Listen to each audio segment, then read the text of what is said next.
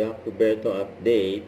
Yan, namasyal pa nga ang Team Wiltec dyan sa Cebu Ocean Park. Yan, sigurado nag-enjoy dyan si Jack. At di lang yan, nag-shopping din si Jack sa Vans Store. Mukhang nagtingin siya ng mga sapatos.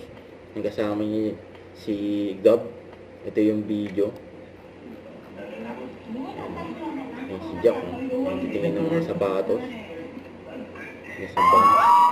Saka ito pa yung float parade ng Wiltec dyan sa Sinulog Festival dyan sa Cebu. Ang ganda ng float parade nila, motor. Ayan yung Team Wiltec.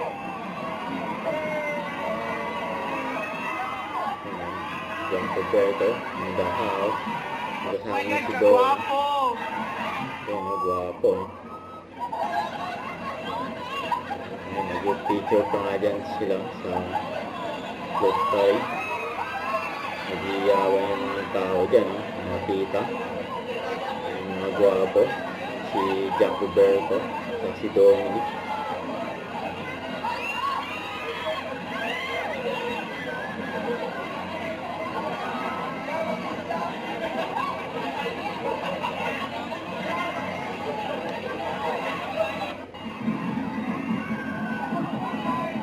Saya dyan sa Cebu, iba-ibang artista makikita nyo dyan sa float parade o Sinulog Festival.